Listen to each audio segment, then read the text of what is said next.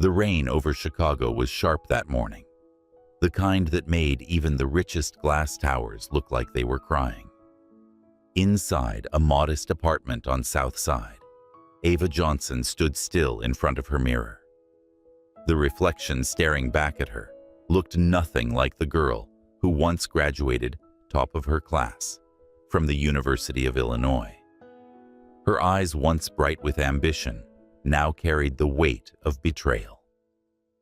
2 years ago, she was an analyst at Brightwell Capital, a promising face in a white world that applauded diversity only when it stayed quiet. But after refusing to take the blame for a failed deal her boss caused, she was branded unreliable and blacklisted overnight. Since then, no company would touch her resume, not even for an entry-level job. Bills piled up. Her mother's medical expenses grew. And one gray morning, scrolling through job boards, half asleep, Ava saw it. Personal assistant needed. King Global Holdings. Confidential position.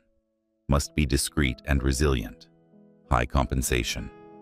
Resilient, she murmured. I think I qualify for that. King Global was an empire tech logistics finance all built under the control of Alexander King, a man whose face rarely appeared in public, but whose power was felt in every boardroom from New York to Tokyo. Rumor said he didn't smile, didn't date, didn't trust anyone. And yet, Ava applied. A week later, she got a call. A driver would pick her up at 9:00 a.m. to bring her to the King Mansion, a vast estate on the north side of Chicago, overlooking Lake Michigan. She ironed her only white blouse, pressed her slacks, and whispered to her reflection, "You've faced worse, Ava. Today, just breathe." When she arrived, she was greeted by a man in a gray suit, the kind of butler you'd only see in movies. "Good morning, Ms. Johnson. I'm Mr. Whitaker, the household manager. Mr. King is expecting you." "Expecting me?" She blinked. "I thought this was for the assistant position." "Indeed. You'll be assisting Mr. King directly in his household matters." "Household," she repeated, her heart dropping. He handed her a uniform, a soft gray dress with an embroidered K on the collar. That's when she realized they thought she was applying to be a housekeeper. Ava could have walked out. But then she remembered the pile of hospital bills on her counter, the way her mother smiled weakly every time she pretended things were fine. So she forced a small laugh. "If it's a mistake, it's God's kind of mistake," she said softly. And she signed the contract. King Mansion was unlike anything she had ever seen. Marble floors gleamed like frozen light. Every wall carried art worth more than her old salary. The silence itself felt expensive. Mr. Whitaker guided her to a long corridor. Mr. King dislikes noise, fragrance, or unnecessary questions. He works odd hours. You'll handle his meals schedule and personal environment. Understood. And one more thing.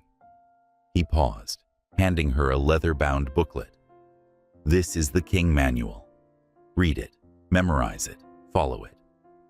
The book was heavier than it looked, filled with notes on his diet, temperature preferences, coffee measurements, and even the exact distance between his desk and window blinds. Ava exhaled, half amused. "The man doesn't want an assistant," she muttered. "He wants a psychic." That evening, she met him for the first time. He was standing by the glass wall of his study, city lights flickering against his silhouette. Tall, broad-shouldered, his shirt sleeves rolled up, a watch glinting like a blade. When he turned, Ava froze. Alexander King was every bit the legend she'd heard. Ice blue eyes, a face that looked carved rather than born, and a voice so calm it demanded obedience. "You're the new one," he said without looking up from his laptop. "Yes, sir." "Ava Johnson." "Fine. Keep my coffee black. No sugar, no words. And don't rearrange anything on my desk." He returned to his screen, as if she ceased to exist. Ava bit back her irritation and went to work. But as she left the room, her gaze caught a photo on his desk, a woman smiling in a field of tulips. The frame was dusted untouched. For a second, she wondered if behind the empire, there was simply a lonely man who had forgotten how to live. Later that night, in the mansion's quiet kitchen, Ava prepared coffee the way she always did. A touch of cinnamon, exactly 93 degrees just before the water begins to whisper. She didn't know that same cup would be the first thing to make Alexander King stop typing mid-sentence in months. "Who made this? I did, sir," she said, standing at the door.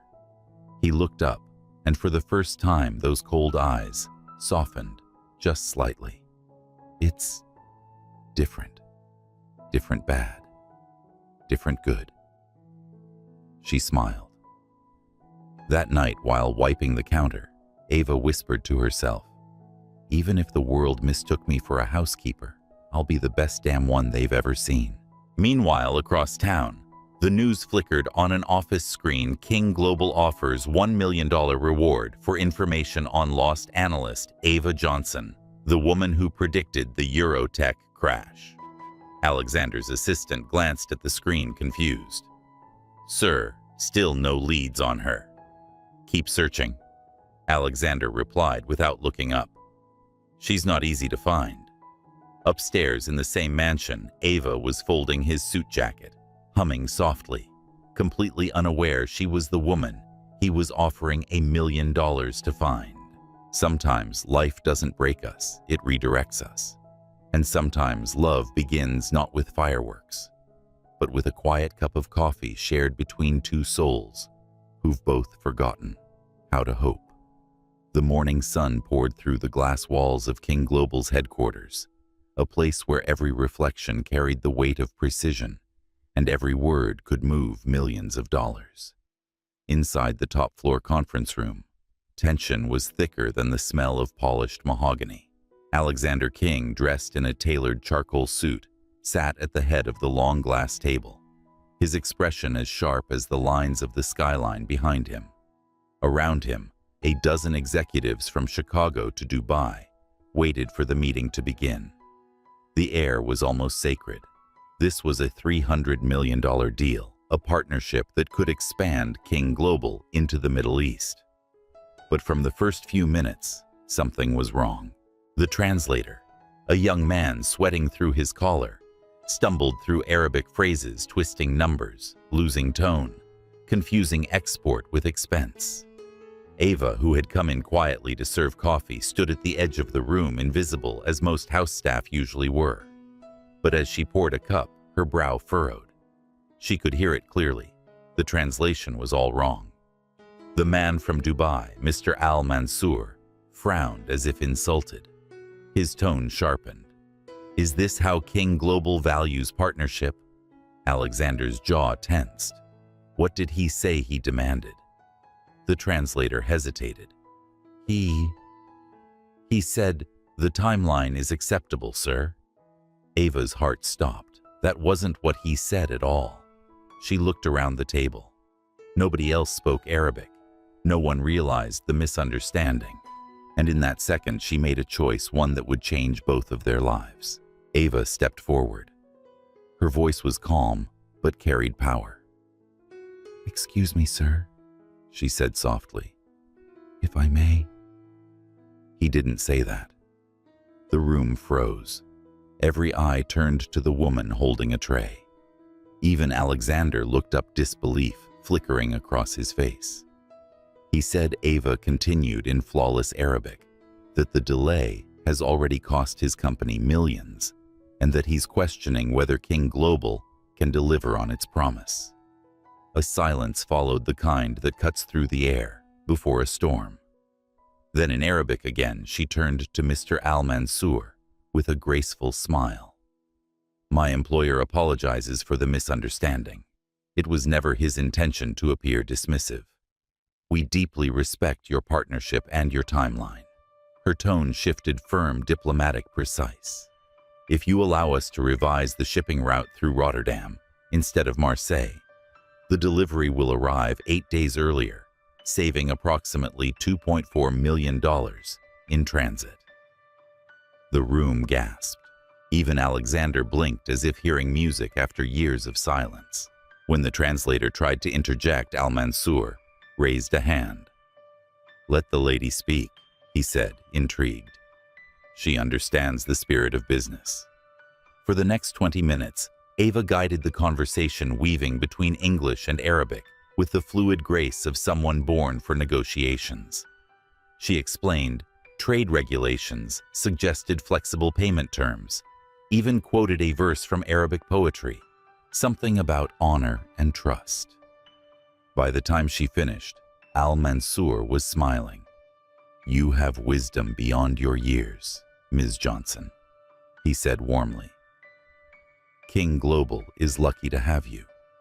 He signed the preliminary agreement, extending his hand to Alexander. "Consider our partnership renewed and our faith restored." When the delegates left the room, erupted in quiet chaos. Executives whispering, phones buzzing, the translator wiping sweat off his forehead. But Alexander sat still, watching Ava, as if he had never seen her before. Finally, he spoke. 6 languages, he murmured. Arabic, French, Mandarin, Spanish. And English, of course. "What's the 6th? Ava smiled faintly. "Italian. But I'm still learning idioms." He leaned back, studying her. "Who are you really?" "Ava Johnson." Her answer was simple. "Someone who once dreamed of working here before the world decided I didn't belong." For a long moment, neither spoke. The rain outside tapped against the windows, slow, deliberate, as if echoing their silence. Later that afternoon, in his private office, Alexander reviewed the meeting footage. Every sentence Ava translated, every expression, every pause. He noticed how she never flinched when spoken over, never raised her voice, yet somehow everyone listened when she spoke. For the first time in years, he smiled. When Mr. Whitaker, the butler, entered with a folder, Alexander's tone had softened. "Cancel the assistant search, sir. We already found her." That evening, as Ava was preparing dinner, she found a sealed envelope on the counter with her name. Inside was a short note written in Alexander's neat, controlled handwriting. "Effective immediately, you are assigned as my special assistant. Your duties to manage, translate, and tell me the truth, even when I don't want to hear it. A.K." Below it lay a small silver key engraved with the letter K. Ava ran her fingers over the metal. It was heavier than it looked. Not just a key to an office, she thought, but to something far more dangerous: trust. That night, as she stood by the kitchen window overlooking the lake, the city lights shimmered like a galaxy reflected on water. Somewhere across the house, she could hear Alexander's voice on a call, calm, steady, but different. Something in his tone had changed. And though neither of them said it out loud, they both knew that day's meeting had changed far more than a business contract. It had rewritten the balance between power and tenderness, between a man who thought he had everything and a woman who had nothing left to lose. In the stillness of that evening, Ava whispered to herself, "Maybe some destinies don't find us through love stories. They find us in boardrooms with coffee stains, hard choices, and a little courage to speak up." And upstairs, Alexander King, the man who once claimed not to believe in fate, sat in his office, turning the silver key between his fingers, unable to stop smiling. The winter came early that year in Chicago. Wind swept across the lake, carrying whispers of snow, and the great glass walls of King Mansion seemed to tremble under its cold breath. Inside, however, something subtle had begun to change. Since Ava Johnson became Alexander King's special assistant, the rhythm of the house softened. The once sterile rooms now carried the faint scent of chamomile and cinnamon. The grand piano in the corner no longer sat untouched. Sometimes in the evenings, a quiet melody drifted through the halls, Notes, uncertain, but sincere. And for the first time in years, the man who ruled empires had begun to sleep again. It started with tea. Ava had noticed the dark circles under Alexander's eyes, the restless pacing outside his study at 3 a.m., the untouched food trays left at his door. So one night, she brewed lavender Earl Grey, adding a slice of orange peel, something her grandmother used to make when the world felt too heavy. She knocked gently. "You should rest, Mr. King." "Can't," he murmured, still staring at his screen. "Numbers don't sleep. Neither do people with too many ghosts," she said quietly. He looked up a little startled. Ava placed the cup beside him, her fingers brushing the edge of his desk. "Just one sip. For science." He sighed, but drank. The taste was soft, unexpected. For a moment, the tension in his shoulders melted.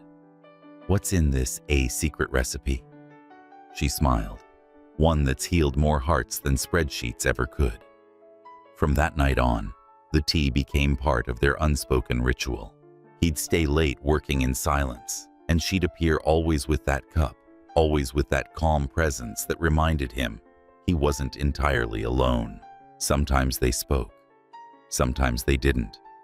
But in the quiet moments, the soft hum of the heater, the distant sound of city traffic, something fragile began to grow. One night, when a storm swept through the lakefront, lightning briefly illuminated the mansion's glass facade. Ava found him still at his desk, pale and exhausted. "You haven't eaten all day," she said. "Deadlines don't eat." "Neither do ghosts," she replied again, half teasing. But when he didn't respond, she noticed his hand trembling. His face turned white. Alexander. He tried to stand, but the world tilted.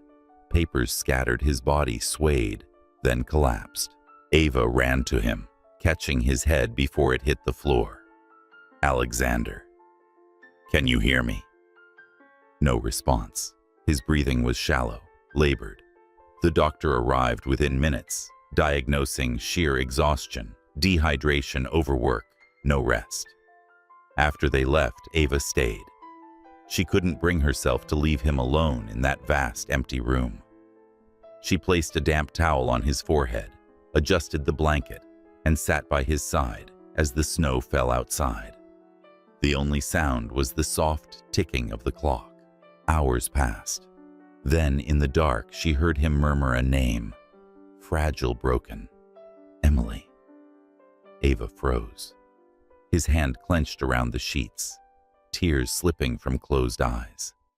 He whispered again, as if caught in a memory.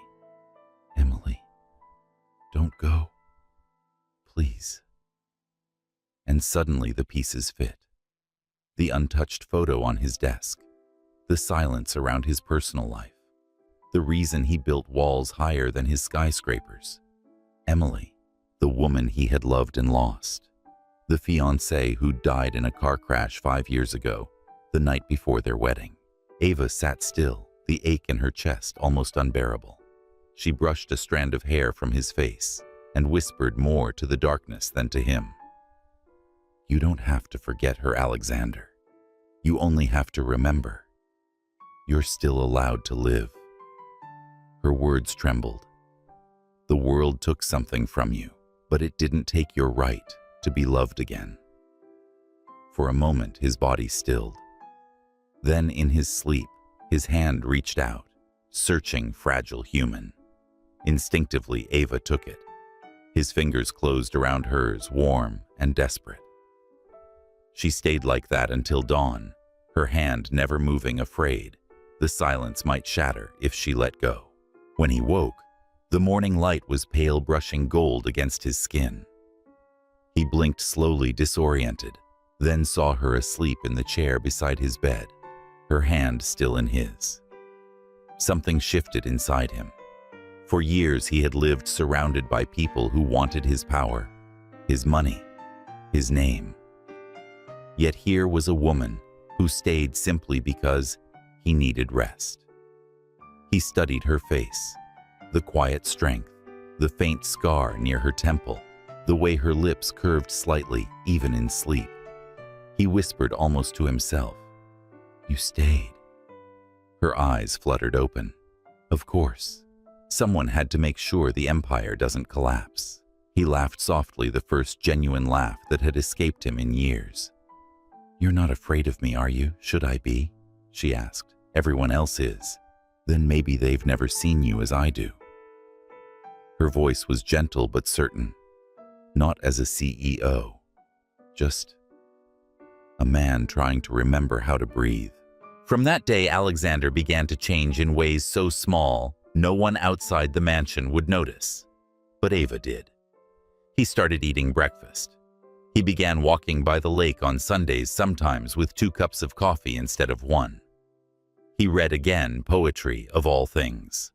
And sometimes, when the world became too loud, he would seek the quiet of the kitchen, where Ava hummed while preparing tea. He never said thank you. But every look, every softened word carried the weight of gratitude that didn't need to be spoken. Weeks passed, and one night, as the snow melted into spring rain, they stood together by the window overlooking the city. Ava broke the silence. "You know, for someone who doesn't believe in love, you're doing a terrible job convincing me." He smiled, the corners of his eyes creasing. "And for someone who claims to be a housekeeper, you're remarkably good at fixing people." Their laughter mingled with the rain outside, quiet, fleeting, real. And though neither said it aloud, both knew something had shifted forever. In that mansion, once ruled by silence, warmth had returned, carried not by grand gestures or vows, but by the simple act of 2 wounded hearts, daring once again to care. It began with small changes. The King Mansion, once a monument to silence, no longer felt like a museum of marble and memory.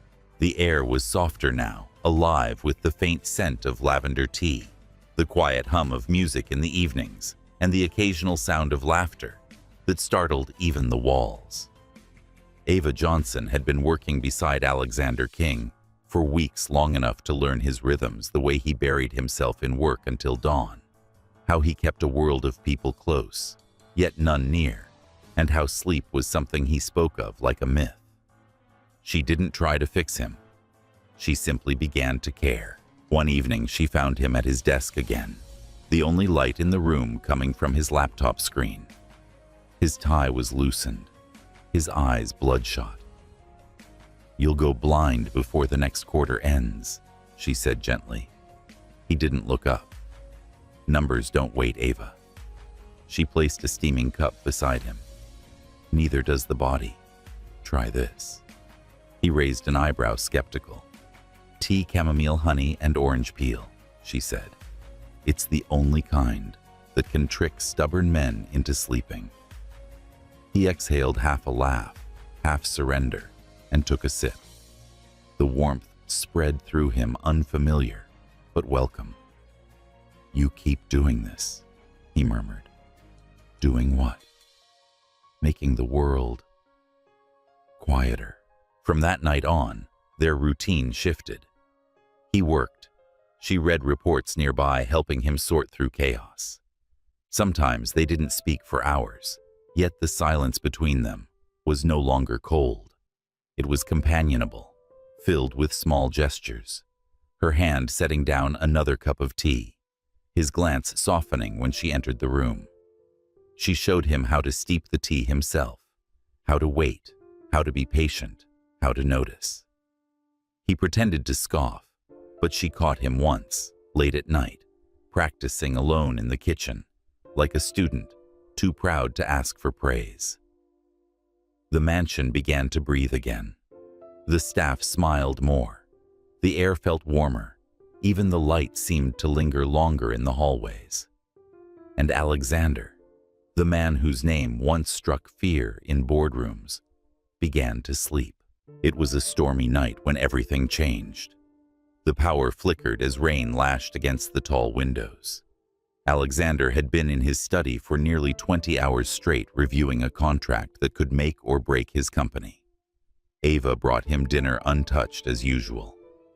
"At least drink some water," she said softly. He waved her off, his voice low and hoarse. "I can't. Not until it's perfect." She sighed. "Perfection isn't the same as peace, Mr. King." He gave a tired smile. "Peace is expensive." Moments later, his pen slipped from his hand. His body leaned forward. Before Ava could react, he collapsed onto the desk. Her heart lurched. "Alexander." She ran to him, checking his pulse, faint but steady. The doctor arrived soon after, confirming exhaustion, dehydration, and stress. "He needs rest." "Real rest," the doctor said. When everyone left, Ava stayed. She couldn't bring herself to leave him alone in that vast, echoing house. She dimmed the lights, placed a wet cloth on his forehead, and sat by his bedside. The sound of rain against the glass was the only witness to her quiet vigil. Hours passed. His breathing steadied, and then he began to whisper. "Emily." Ava froze. The name carried a pain so raw that even the storm seemed to pause. "Emily, don't leave." Tears slid from his closed eyes. His hand twitched, reaching for someone who wasn't there. Ava's chest tightened. She remembered the photograph on his desk, the smiling woman in the field of tulips, her eyes bright with life. Emily, the fiancée he had lost 5 years ago in a car crash. The reason behind the sleepless nights, the walls, the silence. Ava's voice trembled when she spoke, barely a whisper in the dark. "You don't have to forget her, Alexander."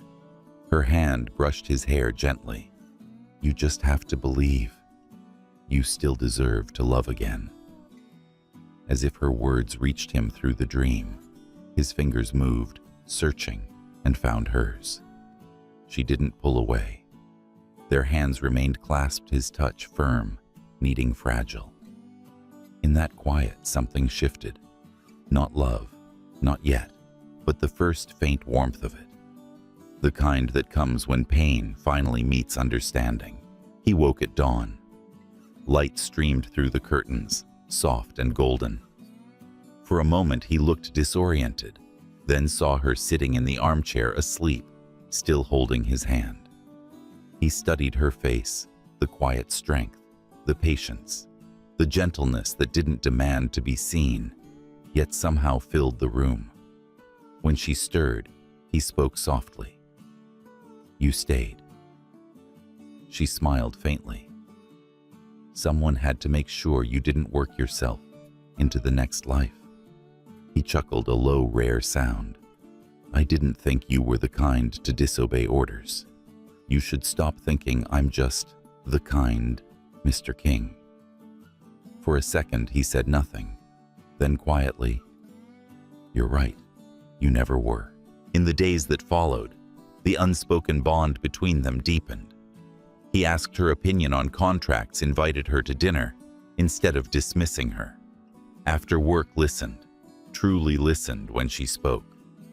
She noticed the change, too, the way he looked out the window more often, the way he no longer rushed through silence as if afraid of it. Sometimes their eyes met across the room, and something tender flickered there, something neither dared to name. One evening, as spring began to melt, the last traces of snow, they found themselves standing by the window overlooking the lake. The air was calm, the world quiet. "You ever think about destiny?" she asked. "Only when it laughs at me," he replied. "Maybe it's not laughing," she said softly. "Maybe it's just waiting for you to forgive it." He looked at her, really looked at her, and for the first time the walls around his heart felt like they could finally crack. Outside, the wind carried the scent of rain. Inside, a man who'd forgotten how to feel stood beside a woman who taught him that peace didn't always come from silence. Sometimes it came from being seen. And somewhere in that stillness, love began, quiet, hesitant, real. The celebration glittered through the glass towers of downtown Chicago, champagne bubbling, laughter echoing music, weaving through the hum of victory. King Global had just secured one of the largest international contracts in its history, a triumph that would be written in business magazines and remembered for years. But for Alexander King, the success felt strangely hollow. He stood by the balcony drink untouched, watching rain slide down the city lights. The crowd inside executives, investors, foreign partners cheered his name. Yet his gaze kept drifting toward the woman standing quietly by the bar.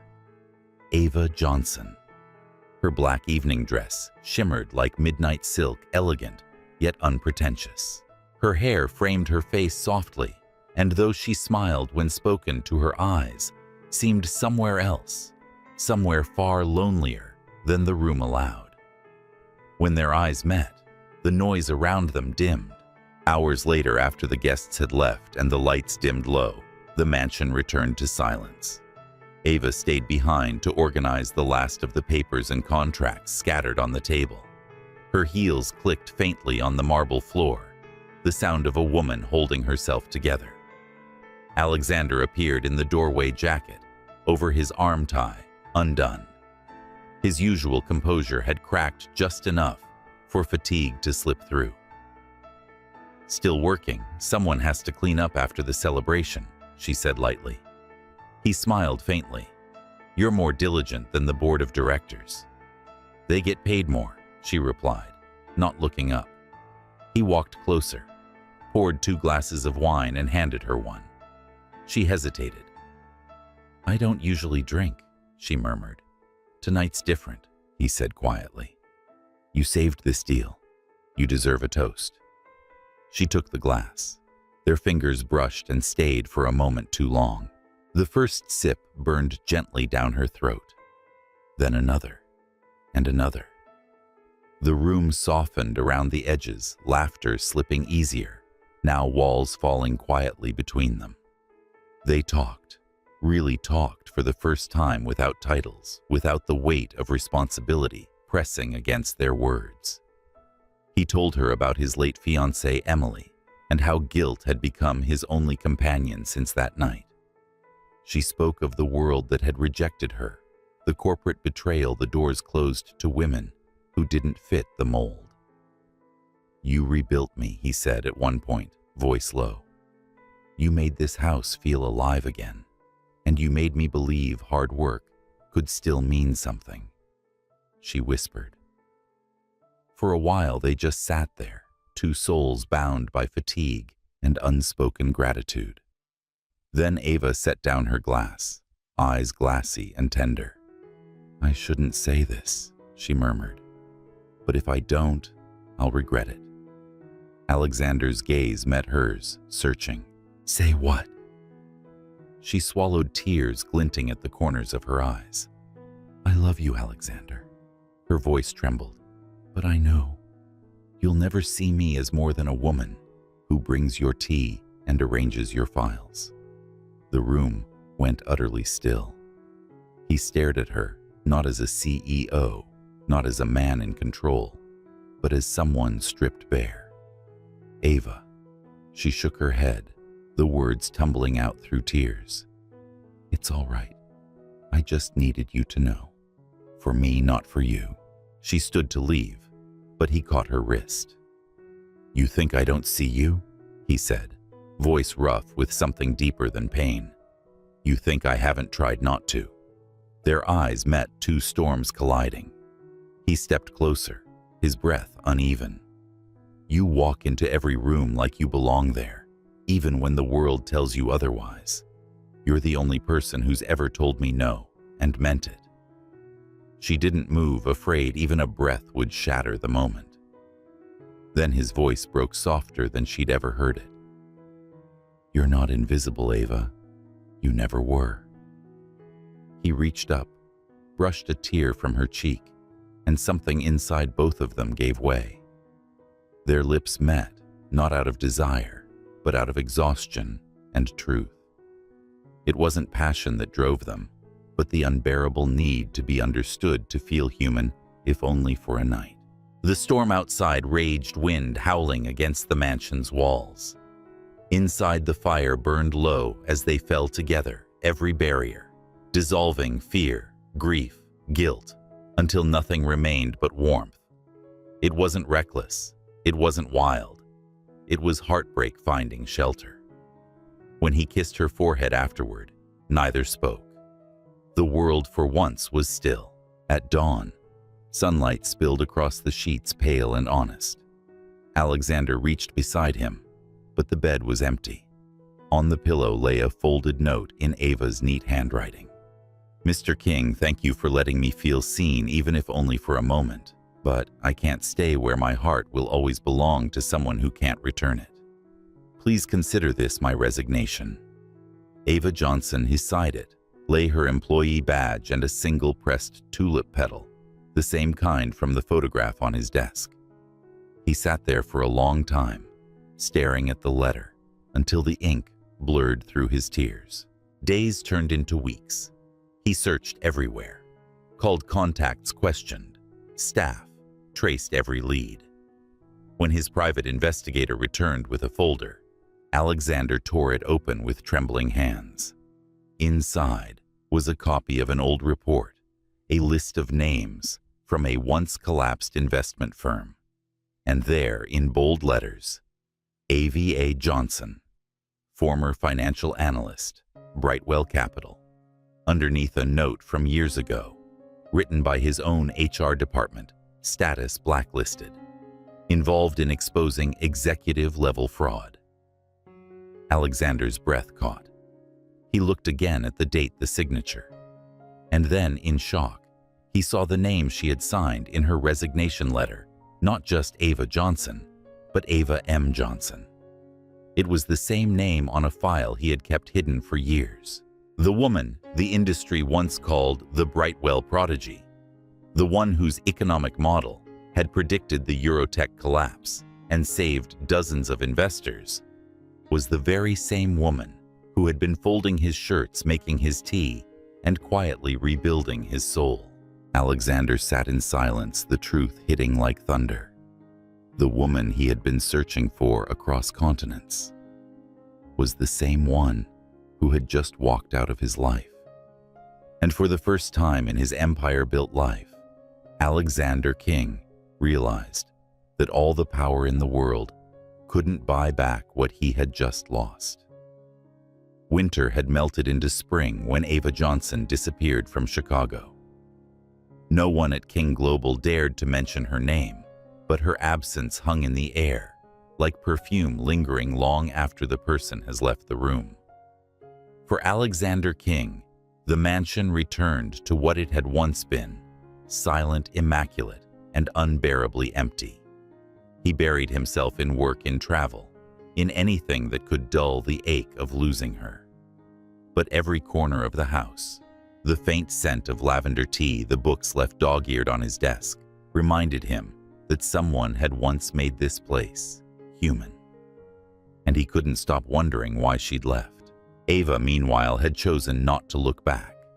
She moved to a quiet neighborhood on the south side, trading marble floors for cracked sidewalks and laughter-filled classrooms.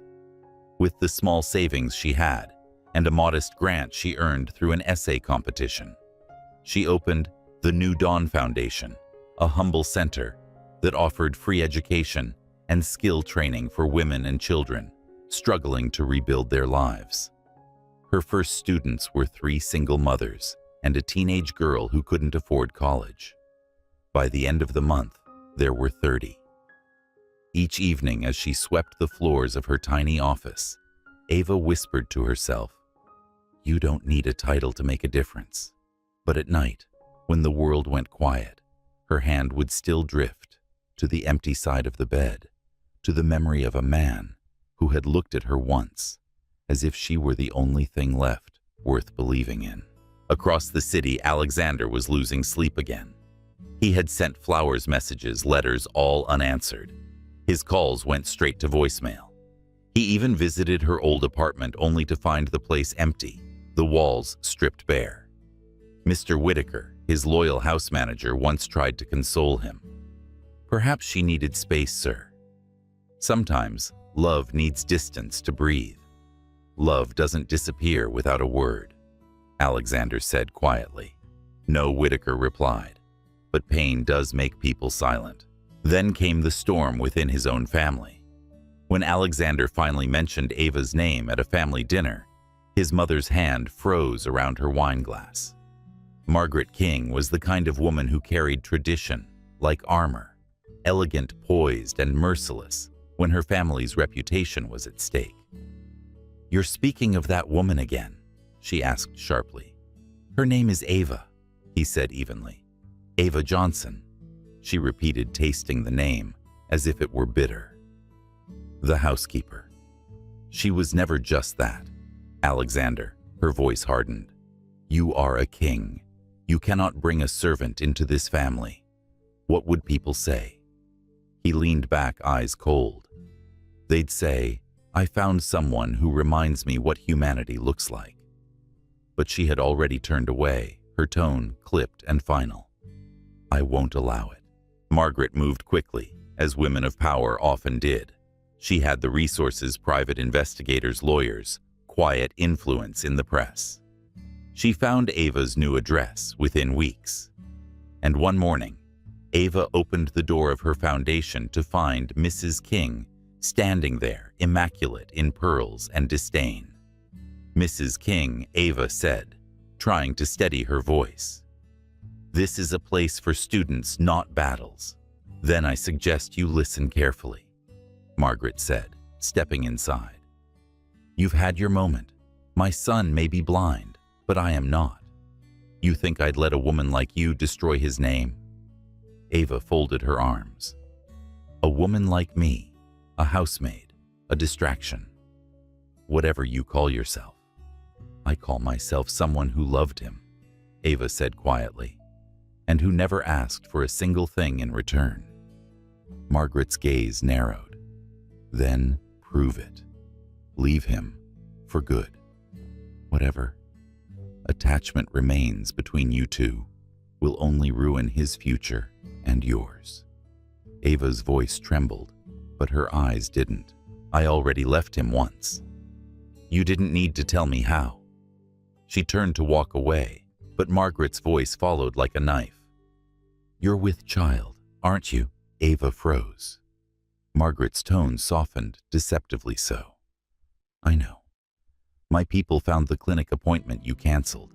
I'm giving you an opportunity to correct this mistake before it becomes permanent." That night, Ava sat alone in her small apartment, hand resting on her stomach. She had suspected for weeks, but hearing it aloud had made it real. The child, his child, was growing inside her. Tears slid down her cheeks, not from fear, but from the impossible mixture of grief and grace. She whispered into the quiet little one, "You were never a mistake." When Margaret King returned, days later, with a signed check and an envelope of legal documents, Ava met her at the door with calm defiance. "I don't want your money," she said. "Then what do you want?" "Nothing that belongs to your family," Ava replied. "I only want this child to bear my name. Johnson." For a brief moment, Margaret's expression flickered, perhaps guilt, perhaps disbelief, before her mask returned. "You're making a terrible choice." "No," Ava said softly. "I'm making the right one." And with that, she closed the door. Months passed. Ava poured her heart into New Dawn Foundation, her belly growing, her strength unwavering.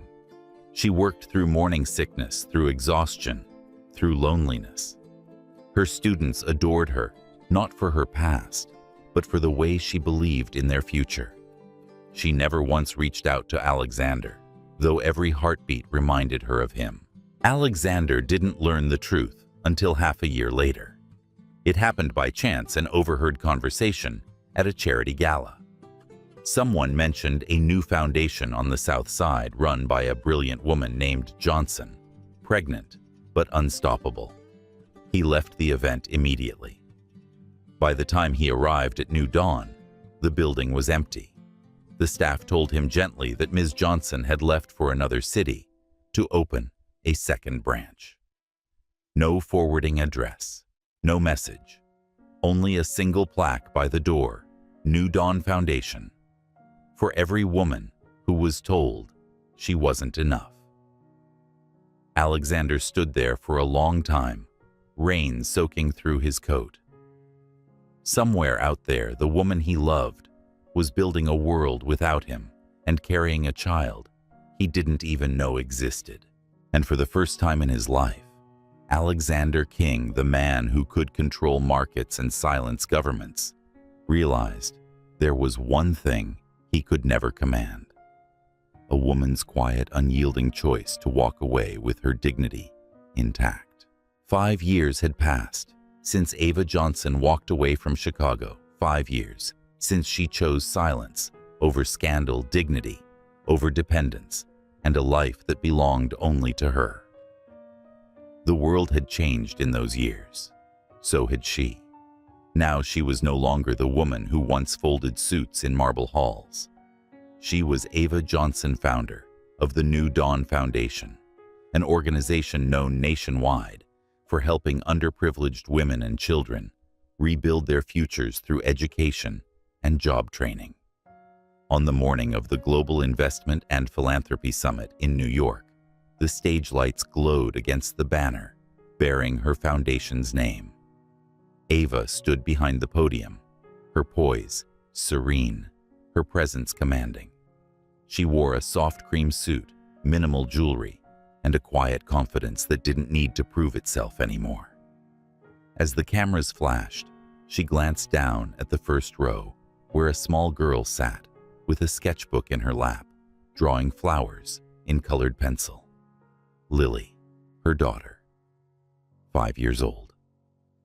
Bright, curious, with curls like her mother's, and eyes the color of summer storms, clear blue, unmistakably familiar.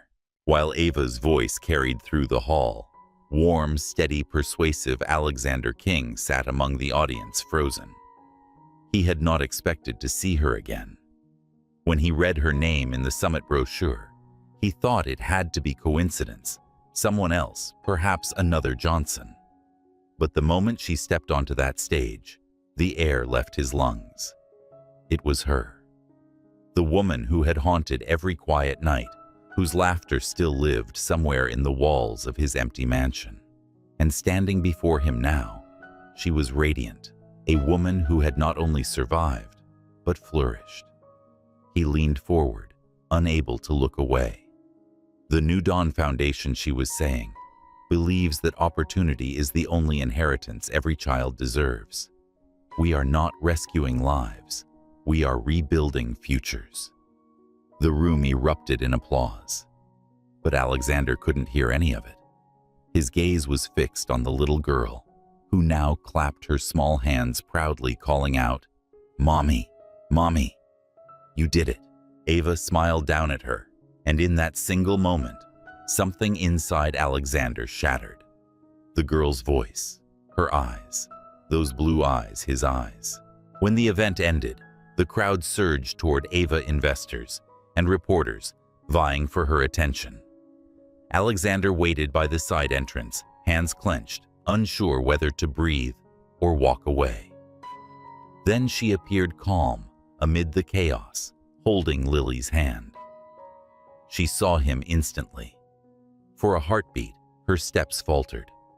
Then, as though 5 years had been nothing more than 5 seconds, their eyes met, the silence between them thick with everything unsaid. Lily tugged at her mother's sleeve. "Mommy, who's that man?" Ava hesitated. "Just someone I used to know." Alexander's voice broke the air. "Ava." Her name spoken like a confession. They met again later in a quiet garden behind the conference hall, far from cameras, far from the polished world that had never been kind to either of them. The city hummed beyond the hedges. Between them stood years of silence and a child with curious eyes tracing butterflies on her palm. He took a slow breath. I looked for you everywhere. Ava didn't respond. Her gaze remained on Lily, who was now chasing sunlight. You built all this? He continued softly, motioning toward the building behind them. The foundation, the school programs. You did it on your own. There was no other way, she said. No one was waiting to rescue me. He swallowed hard. Why didn't you tell me? That made her turn. Her voice, though quiet, carried the force of every heartbreak she'd endured. Tell you. You think it would have mattered. It would have changed everything. For who, Alexander? For you or for me? He looked away, guilt flickering across his face. Lily returned, holding a small flower she had picked. Mommy, look. It's blue like my eyes. Ava smiled and tucked the flower behind her daughter's ear. Alexander's breath caught at the sight. The resemblance was undeniable, not just the color of her eyes, but the small gestures, the tilt of her head, the quiet focus that mirrored his own. He stepped closer, his voice barely a whisper. That little girl. She's mine, isn't she? Ava didn't flinch. Her tone was calm, almost tender. You once said I was just a housekeeper, remember? She met his gaze. Then yes, she's the daughter of a housekeeper. The words landed like a blade wrapped in silk. Not cruel, just true. He closed his eyes for a moment, his throat tightening. I never meant those words, but you said them, she replied.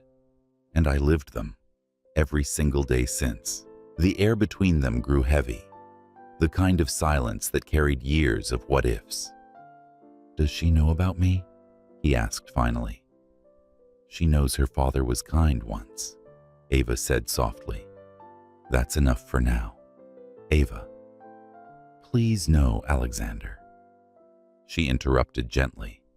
I don't hate you. I just learned how to live without you. Her voice trembled, but her eyes held steady. You had your empire. I had to build mine brick by brick, while carrying the part of you that couldn't stay. For a while, neither spoke. Lily ran ahead toward the fountain, her laughter carrying through the courtyard like sunlight through rain. Alexander followed Ava's gaze toward her. She's beautiful. She's strong, Ava corrected softly. Like every child who grows up knowing love doesn't always come the easy way. He nodded, defeated, but in awe. You've built something extraordinary, he said finally. So have you, she answered. You just didn't notice it walking away. As they parted, Lily ran up and offered him the flower from her hair. For you, she said with a shy smile. Alexander crouched to her level, accepting it as though it were the most precious thing he'd ever held.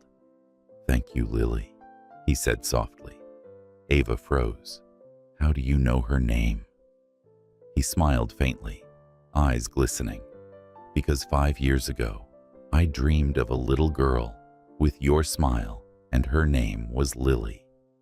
For the first time in years, Ava's composure cracked. And as she turned to lead her daughter away, Alexander stood in the fading light, a man who had conquered everything except the distance between his heart and the woman who had once called him home. 1 year had passed since that fateful reunion in New York. In that time, something remarkable happened, not overnight, not through apologies or grand gestures, but through slow, deliberate acts of trust. King Global and the New Dawn Foundation began to work together. What started as tentative collaboration turned into a shared mission, empowering women to rise from limitation to leadership. Ava and Alexander spoke often at meetings, on calls, in long discussions that stretched into the quiet hours. At first, it was all business. Then somewhere between the emails and the late-night coffee, a fragile kind of forgiveness began to bloom. It wasn't about rekindling what was lost. It was about discovering what had survived. Now, a year later, the grand ballroom of the Fairmont Chicago gleamed beneath crystal chandeliers.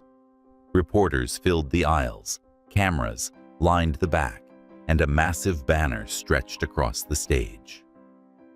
King Global and New Dawn Partnership, $1 billion, initiative to empower women entrepreneurs.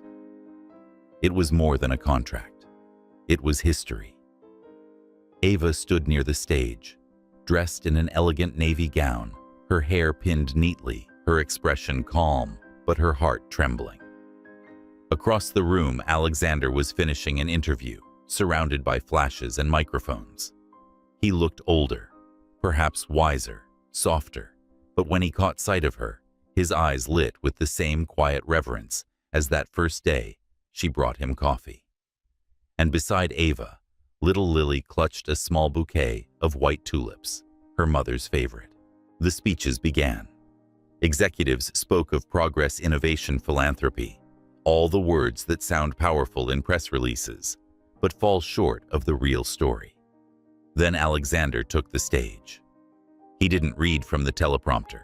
Instead, he paused, looked out at the audience, and said softly, "This partnership isn't just about money or business. It's about redemption, about what happens when we choose to believe in second chances." His voice steadied, but his gaze never left Ava. 5 years ago, I lost someone who taught me that compassion is stronger than ambition, that love isn't weakness. It's the only thing that gives strength a purpose. Tonight, I stand not as a CEO, but as a man who was lucky enough to be taught what humanity means by the woman I hurt the most. The room went utterly still. Ava's breath caught. Reporters leaned forward, pens frozen midair. Alexander reached into his jacket pocket. "Before we sign the official $1 billion contract," he said, "I have another document that needs to be signed first." He unfolded a cream-colored paper and handed it to the MC, who projected it onto the massive LED screen behind him. The crowd gasped. It wasn't a legal contract. It was handwritten, simple yet profound. Contract of life. King and Johnson Partnership. Term forever. Value priceless. Position is king. For a moment, no one moved. Then murmurs rippled through the audience. Soft laughter, tears, applause. Alexander turned toward Ava, his eyes glistening, his voice low and trembling now. "Ava Johnson, 5 years ago, you walked into my life as a housekeeper. But what you really did was rebuild a man who'd forgotten how to live. You gave me back my faith. You gave the world your kindness. And you gave me a daughter whose eyes remind me every day that miracles are real." He took a deep breath, then did something no one expected. He knelt. The powerful billionaire, the man once too proud to admit weakness, dropped to one knee under the golden lights of the ballroom. Gasps filled the room. Lily clapped her tiny hands, eyes shining. "Mommy, Daddy's signing the contract." The audience laughed through tears as Alexander held out a small velvet box. Inside the ring gleamed simple, elegant, just like the woman he loved.